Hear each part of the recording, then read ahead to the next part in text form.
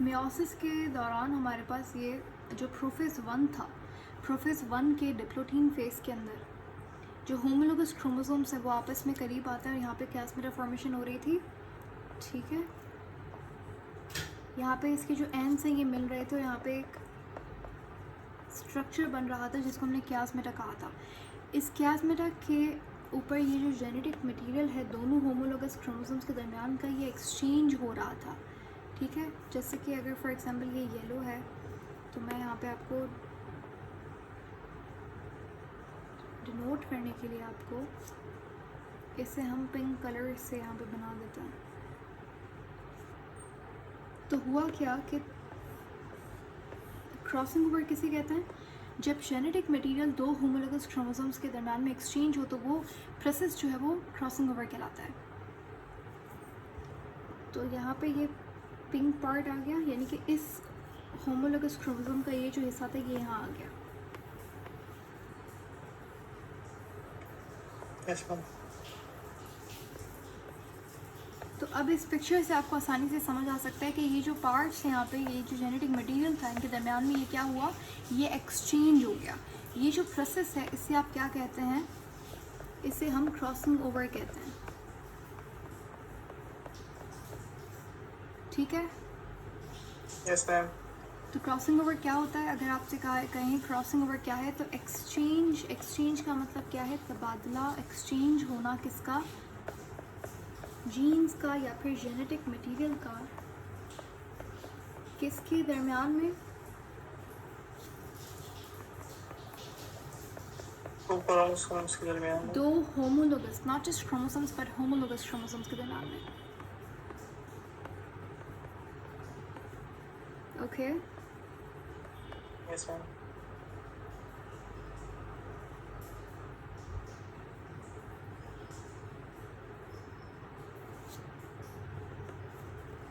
Crossing over का फ़ायदा क्या है? क्रॉसिंग ओवर हमारे पास मियोसिस के अंदर एक ऐसी चीज़ है जो कि मियोसिस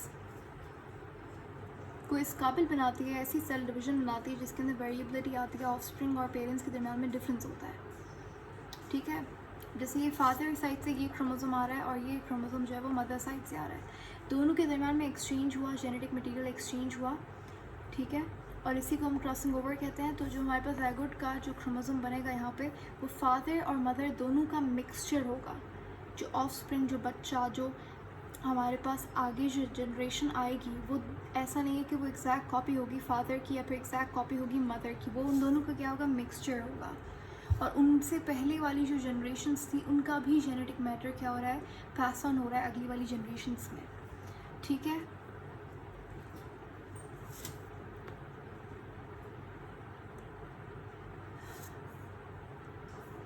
Yes, ma'am. ओके, तो ये छोटी सी टर्म थी क्रॉसिंग ओवर, आपको पता होना चाहिए। अगला हमारे पास जो टॉपिक है आज का, असल में जो हमें पढ़ना है वो है सेक्स लिंक इनहेरिटेंस।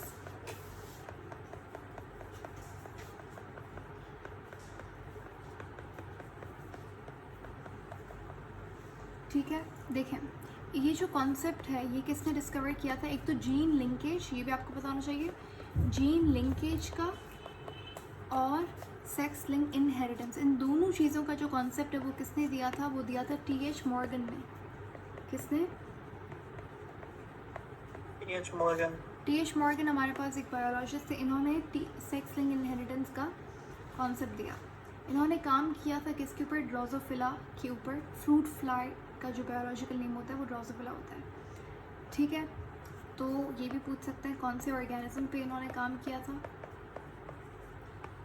मक्खी पे। वर्कड ऑन फ्रूट फ्लाई पे।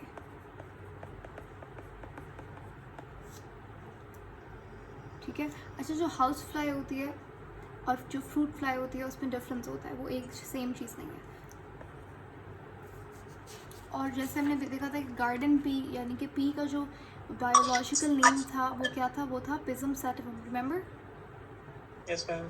तो उसी तरीके से हर लिविंग ऑर्गेनिज्म का एक बायोलॉजिकल नेम होता है। जैसे ऑर्गेनिक केमिस्ट्री में हर ऑर्गेनिक कंपाउंड का एक IUPAC नेम होता है, उसका भी हम नॉमेनक्लेचर कहते हैं। वैसे ही बायो के अंदर हम हर लिविंग ऑर्गेनिज्म का भी नॉमेनक्लेचर कर रहे होते हैं, उसको कहते हैं biological nomenclature.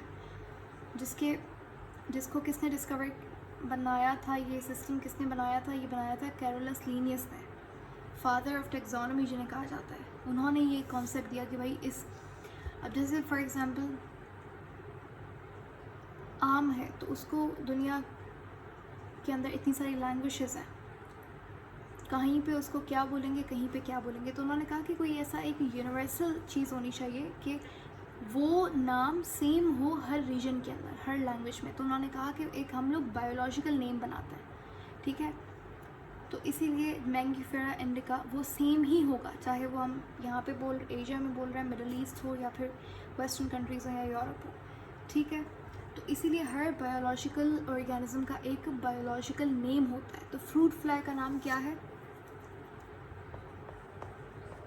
Drosophila Yes, ma'am. Melanogaster. Drosophila melanogaster. ठीक है, ड्रोसोफिला मेलानोगास्टर पे इन्होंने काम किया था, इस ऑर्गेनिज्म पे इन्होंने काम किया था। अब देखें, अब ये तो हो गया 2-3 इंपॉर्टेंट MCQs के हवाले से पॉइंट। अब ये कॉन्सेप्ट क्या है, मतलब सेक्स लिंक इनहेरिटेंस कहते हैं किसको, व्हाट इज इट। देखिए हमारे पास जब हम बात करते हैं क्रोमोसोम की, अब यहाँ पे थोड़ा सा मैं रिवीजन की तरफ अगर हम जाएं, थोड़ा सा पीछे से शुरू करते हैं, ज़ीरो से स्टार्ट करते हैं। हमारे पास हमें पता है कि जब इस तरीके के मोनोमर्स कंबाइन होते, कौन से मोनोमर्स कंबाइन होते हैं तो हमारे पास न्यूक्लिक एसिड बनता है।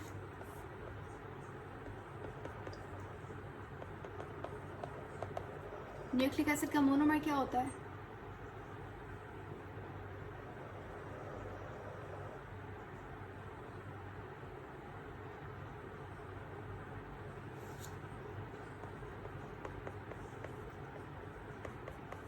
न्यूक्लियोटाइड।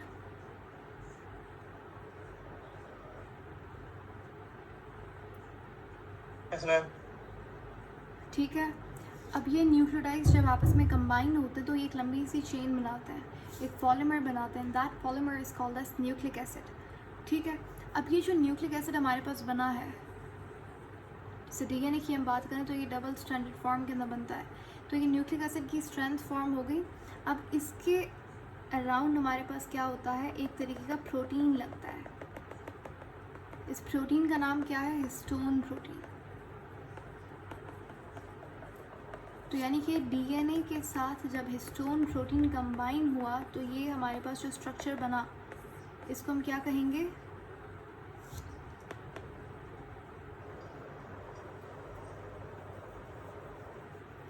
ये सारा बेसिक्स है, हम लोग बायोमॉलिक्यूल में कवर करके आए हैं। तो DNA के साथ जब हिस्टोन प्रोटीन कंबाइन होते हैं तो इस स्ट्रक्चर को हम कहते हैं न्यूक्लियोसोम। क्या कहेंगे?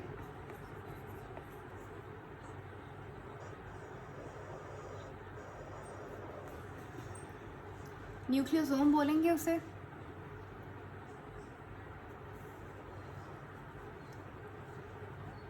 Nucleosome. जैसे प्रोटीन है ना, प्रोटीन का मोनोमर Yep, क्या ma'am. होता है? प्रोटीन का मोनोमर क्या है?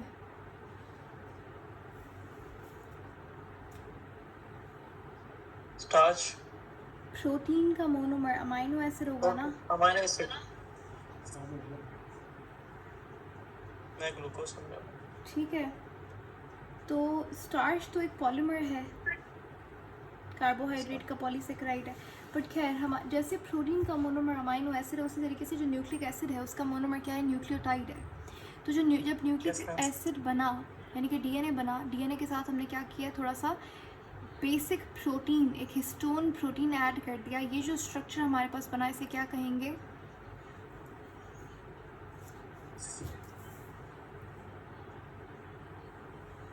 Chromosome. न्यूक्लियोसोम कहेंगे इसे।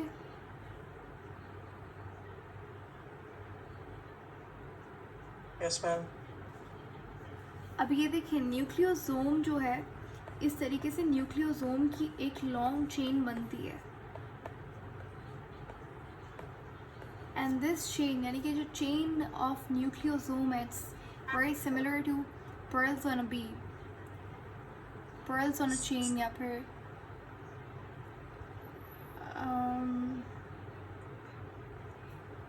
Beats on a string structure आप कह सकते हैं।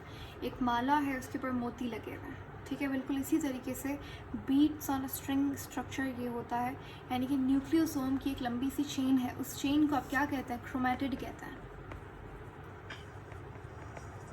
और फिर जब सेल डिवीजन होती है, सेल डिवीजन के दौरान ये क्रोमैटिड क्या होता है? डिवाइड, कंडेंस होता है। कंडेंस होकर ये क्या बनाता है? Chromatin, chromosome. क्रोमोसोम। अच्छा, यहाँ पे छोटी सी हमने गलती की है। अब क्रोमैटिन, ये क्रोमैटिन होगा, ठीक है।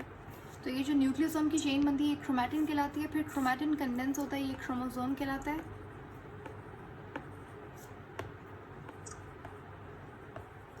अच्छा, फिर क्रोमैटिड क्या है? अगर क्रोमैटिन ये है तो क्रोमैटिड क्या है? ये जो आप एक इसकी आर्म देख रहे हैं क्रोमोसोम की, ये जो एक ये देख रहे हैं आप, ये कहलाता है क्रोमैटिड, ठीक है। ये जो एक इसकी आर्म है, ये कहलाती है क्रोमैटिड। ये दोनों आपस में क्या है? सिस्टर क्रोमैटिड्स हैं।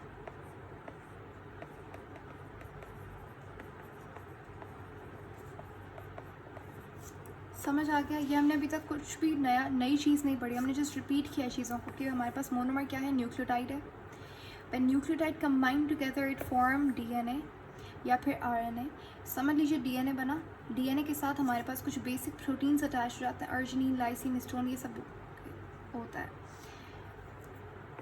हिस्टोन प्रोटीन का ऑक्टोमर अटैच होता है, यानी कि 8 यूनिट होता है उसके, ये भी याद रखिएगा। तो ये जो स्ट्रक्चर हमारे पास बनेगा, इसे हम कहते हैं न्यूक्लियोसोम। फिर न्यूक्लियोसोम की जो चेन बनती है उसे क्या कहते हैं?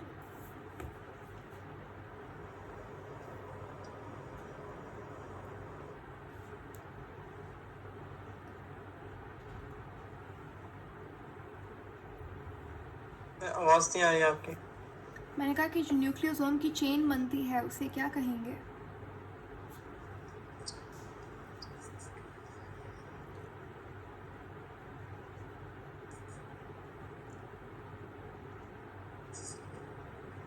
न्यूक्लियोटाइड। न्यूक्लियोसोम की चेन को न्यूक्लियोटाइड कैसे कहेंगे हम? क्रोमैटिन। क्रोमैटिन कहेंगे ना, ऑफ कोर्स। देखें, पहले न्यूक्लियोटाइड है, न्यूक्लियोटाइड की जो क्रोमैटिन तो वो नहीं था जो क्रोमोसोम के वो सेंट्रोमियर था, वो सेंट्रोमेयर था, ठीक है। और क्रोमैटिन की जो एक आर्म है, इसे आप क्रोमैटिड कहते हैं, ये क्रोमैटिन है, okay. Yes ma'am. So is that clear? Yes ma'am. तो अब हम आते हैं कॉन्सेप्ट पे। हमारे पास ह्यूमन बीइंग के अंदर कितना क्रोमोसोम होता है? 23 पेयर फॉर्म में होता है, यानी कि 46 क्रोमोसोम्स होते हैं। और ये जो 46 क्रोमोसोम्स है, ये पेयर की फॉर्म में होता है। अब हमारे पास जो पहले 22 पेयर हैं क्रोमोसोम के, ये कहलाते हैं क्या? बताया था मैंने, ऑटोसोम्स। क्या कहते हैं हम इन्हें? ऑटोसोम्स। ऑटोसोम्स। जो पहले 22 पेयर्स होंगे वो क्या कहलाएंगे? वो कहलाएंगे ऑटोसोम्स, यानी कि कितने बने? ये 44 क्रोमोसोम्स, सही है। Yes ma'am. ये ऑटोसोम्स कहलाता है।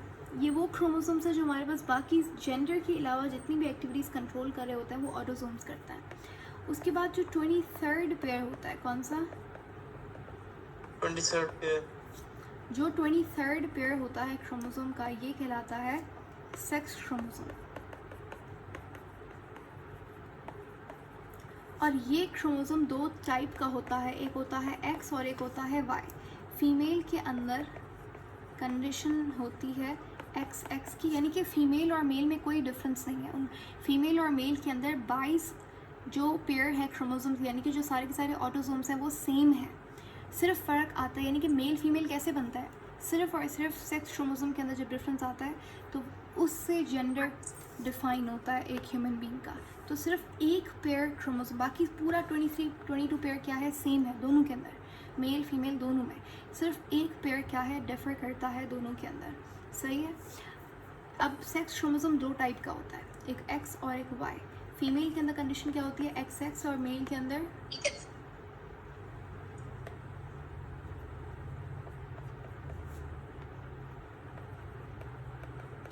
सेक्स फीमेल और XY male. X Y male होगी, ठीक है। तो अब हमारे पास सेक्स लिंक इनहेरिटेंस क्या है। जब भी ये वाला जो 23rd पेयर ऑफ क्रोमोसोम है इसके ऊपर कोई म्यूटेशन आती है तो वो क्या होगी, नेक्स्ट जनरेशन के अंदर जाएगी और इसके ऊपर जो भी म्यूटेशन होगी, उससे जो बीमारी होगी, जो डिज़ीज़, जो सिंड्रोम, जो सिम्टम आएंगे, वो हमारे पास कहलाएंगे सेक्स लिंक इनहेरिटेंस। यानी कि क्योंकि वो सेक्स क्रोमोसोम पे थे और वो इनहेरिट हुए नेक्स्ट जनरेशन में। ठीक है, समझ आ रहा है? Yes ma'am. तो जितना भी हमारे पास कोई भी जेनेटिक कैरेक्टर जो होगा, जितने भी जेनेटिक कैरेक्टर होंगे किसके ऊपर, 23rd क्रोमोसोम के ऊपर, जिसका दूसरा नाम क्या है, सेक्स क्रोमोसोम। Yes ma'am. जब ये ट्रांसमिट होगा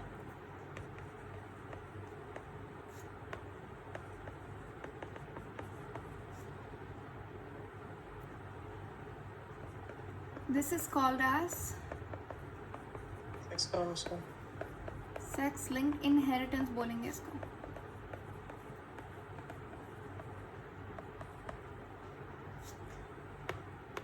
अब कुछ कैरेक्टर्स जो हैं वो सिर्फ और सिर्फ एक्स क्रोमोसोम पे होता है और कुछ कैरेक्टर्स जो हैं वो सिर्फ और सिर्फ वाई क्रोमोसोम पे होते हैं।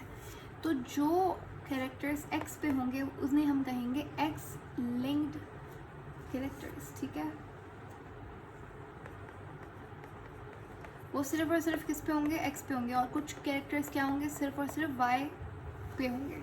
आपको पता है जो जीन होता है बाल्डनेस का जब सर से बाल निकल जाता है, बाल झड़ जाते हैं सारे, उसको हम कहते हैं ना बाल्डनेस का जो जीन है वो सिर्फ और सिर्फ मेल के अंदर होता है, फीमेल में वो जीन नहीं, एक्स क्रोमोसोम पे वो जीन होता ही नहीं है, वाई क्रोमोसोम पे होता है। सही है, हम कहते हैं ना ये डिज़ीज़ मेल के अंदर ज़्यादा कॉमन है, फीमेल के अंदर कम कॉमन है। ऐसा होता है, हार्ट अटैक्स फीमेल के अंदर कम होते हैं, मेल्स के अंदर ज़्यादा होते हैं, क्योंकि कुछ ऐसे कैरेक्टर्स हैं जो कि सिर्फ और सिर्फ एक्स क्रोमोसोम पे हैं, वाई पे नहीं, सिर्फ और सिर्फ वाई पे हैं, एक्स पे नहीं है। ठीक है, तो वाई क्रोमोसोम क्या फीमेल के अंदर होता है?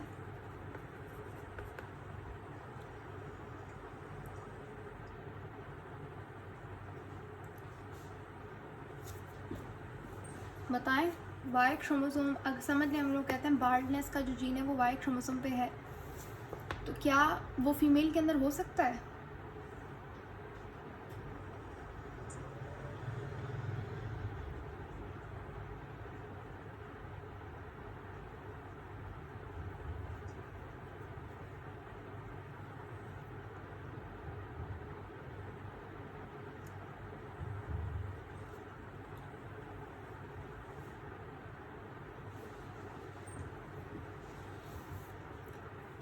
नहीं हो सकता।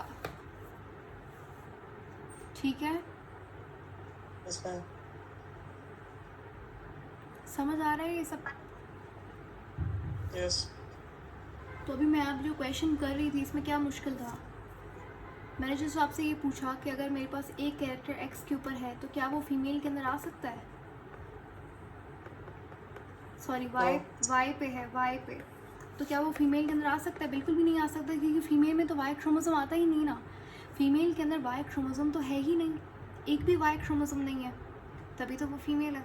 ठीक है, तो जो भी वाई लिंक्ड चीज़ें होंगी, वाई लिंक्ड जितना भी डिजीज़ होगा, कैरेक्टर होगा, वो फीमेल के अंदर अपीयर ही नहीं हो सकता, क्योंकि females do not have a Y chromosome.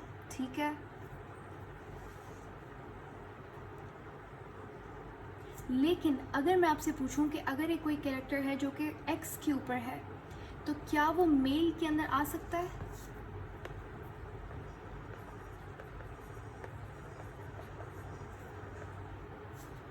बताएं,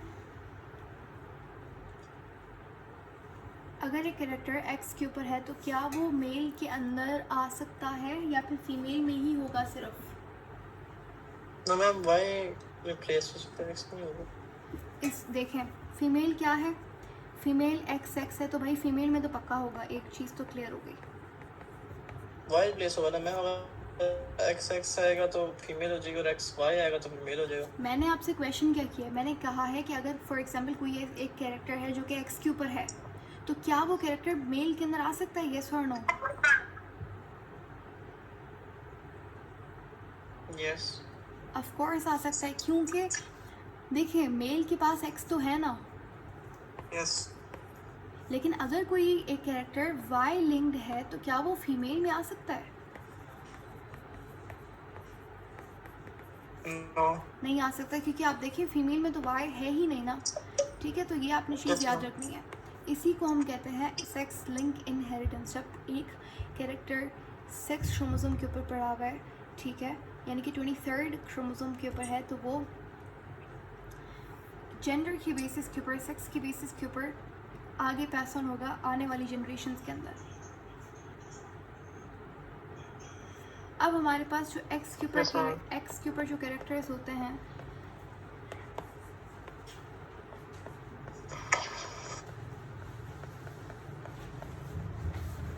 वो डोमिनेंट भी हो सकते हैं और Recessive. वो रिसेसिव भी हो सकते हैं। अगर वो डोमिनेंट होंगे इसका मतलब ये है, अगर वो डोमिनेंट होंगे इसका मतलब ये है कि देखिए मेल क्या है, मेल एक्स वाई है, और फीमेल क्या है, फीमेल एक्स एक्स है। तो अगर एक समझ लेते हैं एक फीमेल के अंदर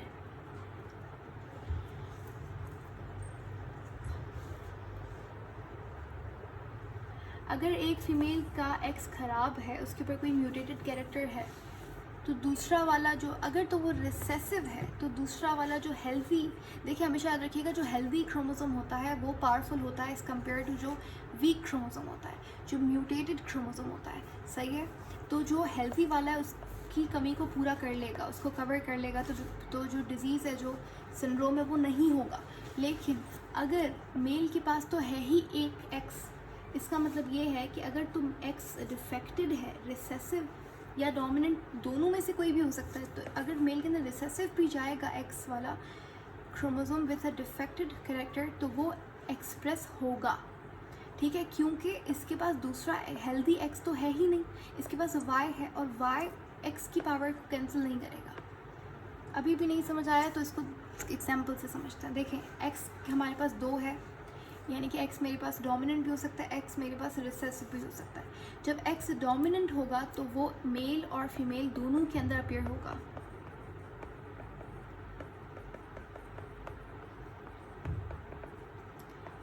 ठीक है, अगर हम बात करते हैं एक डिज़ीज़ की, ए डिज़ीज़ है, ए डिज़ीज़ का नाम है, या फिर चलो मैं एक लाइव प्राइम एग्जांपल ले लेता है, मसल डिस्ट्रॉफी।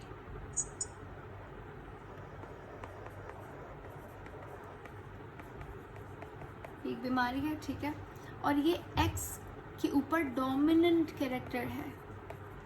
मसल डिस्ट्रॉफी क्या है? एक कंजेनिटल डिजीज़ है, और ये पेरेंट्स से यानी कि मदर से और फादर से पास ऑन हो सकती है दूसरी आने वाली जनरेशन में। तो ये हमारे पास एक्स के ऊपर है, और ये कैसी कैरेक्टर है? ये डोमिनेंट कैरेक्टर है। इसका मतलब ये अगर तो फीमेल चाइल्ड होगी तो उसके अंदर मसल डिस्ट्रॉफी होगी, यस होगी, क्योंकि ये डोमिनेंट है। मेल के अंदर होगी, मेल के अंदर तो वैसे भी होगी। ठीक है, अगर हम बात करें रिसेसिव की, तो ये हमारे पास होगा मेल के अंदर, फीमेल के अंदर चांसेस ऑलमोस्ट 0% हो जाता है।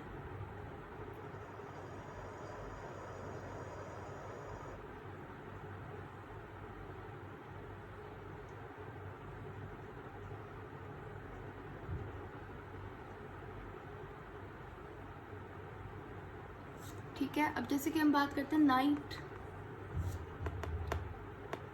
कलर ब्लाइंडनेस की। कलर ब्लाइंडनेस एक मेरे पास डिफेक्टेड कैरेक्टर है,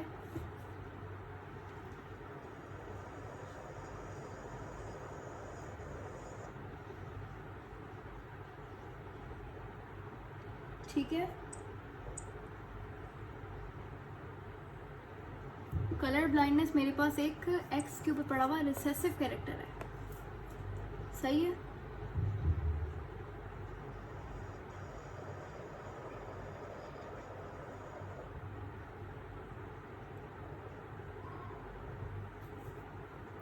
समझ आ रही है बात? है। तो अब मुझे बताइए, क्या ये फीमेल के अंदर एक्सप्रेस होगा? No ma'am. नहीं होगा, क्योंकि अगर इसके पास, अब ये रिसेसिव है, क्या है रिसेसिव, इसका मतलब ये अगर एक के पास कलर ब्लाइंडनेस है और दूसरा क्या है हेल्दी है, तो ये हेल्दी वाला क्या है पावरफुल है, ये एक्सप्रेस होगा, ये एक्सप्रेस नहीं होगा। तो फीमेल कैरियर तो होगी, इस ऐसी फीमेल को हम क्या बोलेंगे जिसके पास जीनोटाइप के अंदर कैरेक्टर तो मतलब डिफेक्टेड नाइट कलर ब्लाइंडनेस का जीन तो है, यानी कि वो क्या है, वो कैरियर है, वो कैरी तो कर रही है जीनोटाइप के अंदर, लेकिन फिनोटाइप उसका हेल्दी है, दिखने में वो एकदम नॉर्मल है, तो कैरियर ये कहलाएगी कैरियर, लेकिन इसमें एक्सप्रेस नहीं होगा। लेकिन अगर मैं बात करूँ मेल्स के अंदर एक्स वाई होता है, तो अगर इसके पास चला जाता है रिसेसिव एक्स का डिफेक्टेड कलर ब्लाइंडनेस का जीन, तो मेल्स के अंदर एक्सप्रेस होगा या नहीं?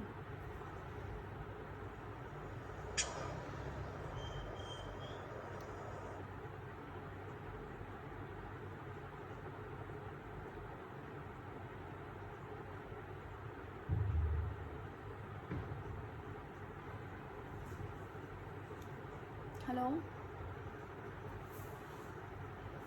मैम। बताएं एक्स वाई इसके अंदर कलर ब्लाइंडनेस होगी या नहीं होगी? No ma'am. नहीं होगी, क्यों? ये मैं इसमें दोनों परमानेंट है। इसमें नहीं होगी, यस मैम। फीमेल्स में भी नहीं होगी, इसमें भी नहीं होगी। देखें, इसके पास एक डिफेक्टेड कलर ब्लाइंड वाला x gene, x Wait. Chromosome है, इसके पास कोई भी हेल्दी एक्स नहीं है, तो इसके अंदर एक्सप्रेस तो होगा ना। Yes ma'am. तो आपने याद रखना है, एक कलर ब्लाइंडनेस हो गया और इसके अलावा हीमोफीलिया हो गया। तो ऐसी डिजीज़ जो कि सिर्फ और सिर्फ सेक्स क्रोमोसोम के ऊपर हो और वो इनहेरिट हो अगली वाली जनरेशन में, तो उसको हम कहते हैं सेक्स लिंक इनहेरिटेंस।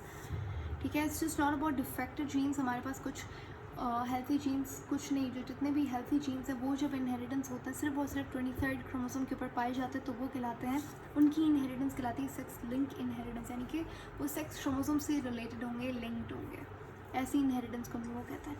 तो हीमोफीलिया हमारे पास एक डिजीज़ है जिसके अंदर ब्लड क्लॉटिंग प्रोटीन नहीं बनता और ब्लड क्लॉटिंग में बहुत प्रॉब्लम आती है, बहुत दिक्कत आती है। ठीक है, और ये Yes, हमारे ma'am. पास कैसी डिजीज़ है, ये एक एक्स लिंक्ड डिजीज़ है, एक्स लिंक्ड डिसऑर्डर है। एक्स कैसा, रिसेसिव है, इसका मतलब क्या कि फीमेल इसकी कैरियर होगी अनटिल एंड अनलेस दोनों उसके पास एक्स जो है वो डिफेक्टेड नहीं आ जाते। अगर दोनों ही एक्स डिफेक्टेड होंगे, यानी कि हीमोफिलिक होंगे दोनों एक्स, तो इस केस में तो एक्सप्रेस होगा ना, इस केस में तो Yes, sir. फीमेल भी अनहेल्थी होगी, उसका फिनोटाइप अनहेल्थी होगी। लेकिन अगर मेल की बात करें Accepted तो होगा। मेल के पास अगर एक भी डिफेक्टेड आ जाता है, हीमोफिलिक एक्स आ जाता है, तो ये एक्सप्रेस होगा। तो फीमेल ज़्यादातर केसेस में फीमेल क्या होता है, कैरियर होती है। Yes ma'am.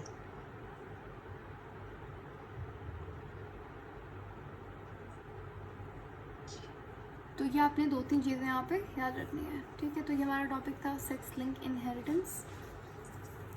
अब हम यहाँ पे कुछ क्वेश्चन सॉल्व करते हैं। पीछे जो हमने किया था AB और ब्लड ग्रुप वाला, वो वाले भी क्वेश्चन मैं कंबाइन करके यहाँ पे दे रही हूँ। फॉर एग्जाम्पल हम बात करते हैं हीमोफिलिक का मतलब क्या है, जिसको हीमोफीलिया हो।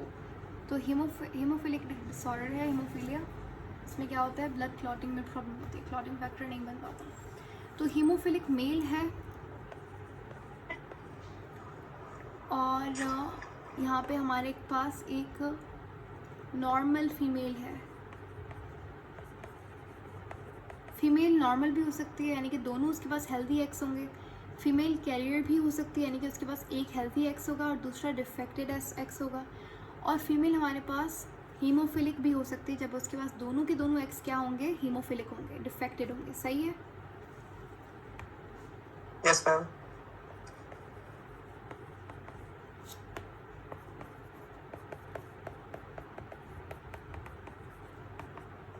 चलें ये क्वेश्चन सॉल्व करें। इस क्वेश्चन को पहले आप पढ़ें समझें और उसके बाद मुझे बताएं कि whenever you're ready हम ये साथ में सॉल्व करेंगे। Male, normal female, normal son possibility. 50%, ma'am. पहली बात, आप इन क्वेश्चंस को ऐसे ही नहीं बता सकते, आपको पूरा एक प्रोसेस फॉलो करना होगा, पनिश स्क्वायर बनाना होगा, तभी आपके पास आंसर निकलेगा। ऐसे ही आप नहीं बताएंगे इन क्वेश्चंस को तुक्के से, या फिर you can't just make a guess about this questions. सही है? Yes, ma'am. Yes, ma'am. अब देखते हैं इसको सॉल्व कैसे करेंगे। देखिए हीमोफिलिक मेल है, हीमोफिलिक मेल का मतलब क्या है, उसके पास जो एक्स होगा वो कैसा है, हीमोफिलिक होगा।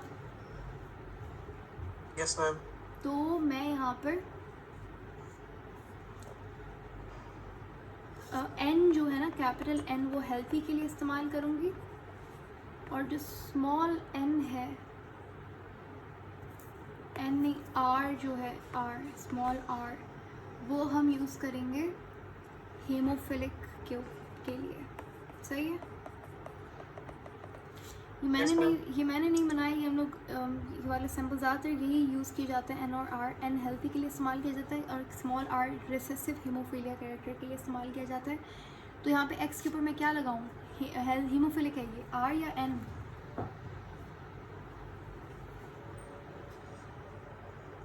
मेल आर है।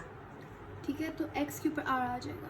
हीमोफिल क्यों एक्स के ऊपर, क्यों वाई के ऊपर क्यों नहीं, क्योंकि हीमोफीलिया एक एक्स Hemophilic है। लिंक्ड डिसऑर्डर है। सही है?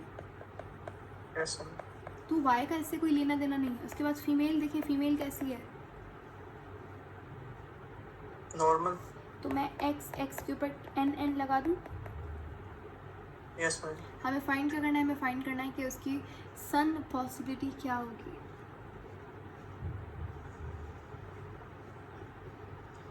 तो अब यहाँ पे आप क्या करेंगे, यहाँ पे आप पनिश स्क्वायर बनाएंगे।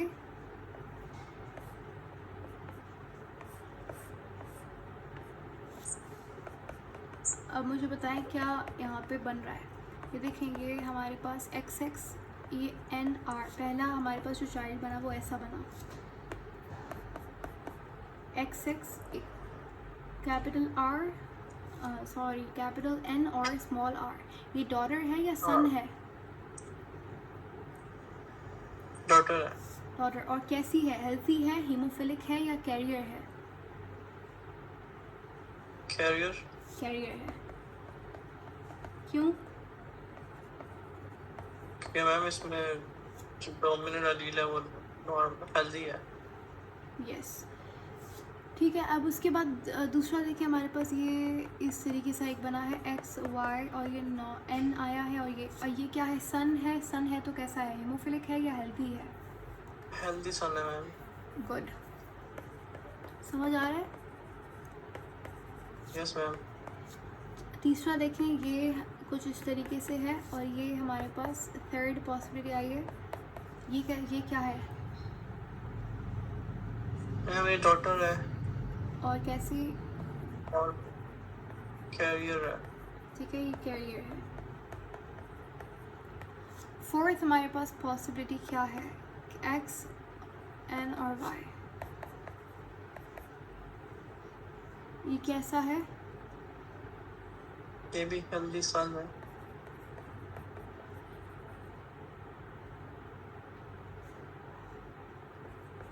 तो अब देखिए आपने मुझे क्या कहा था कि 50% चांसेस होंगे सन के, तो यहाँ पे तो दोनों ही बेटे क्या हैं, हेल्थी हैं। तो इसका मतलब आंसर क्या होगा, 100% हेल्थी सन्स।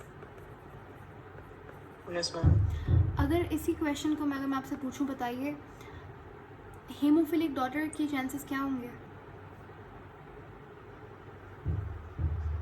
नॉर्मल ही होगा मैम। 0 होंगे।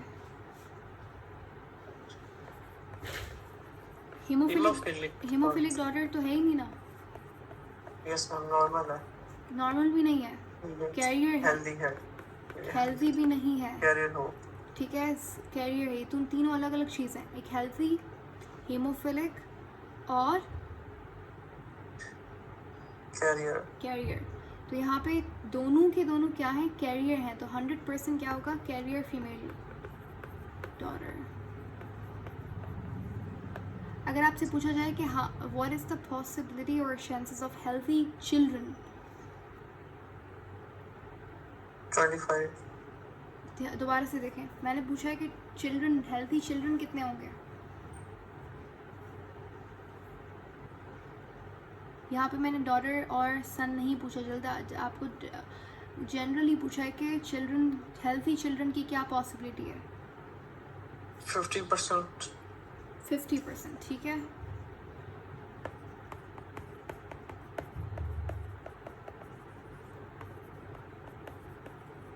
ओके,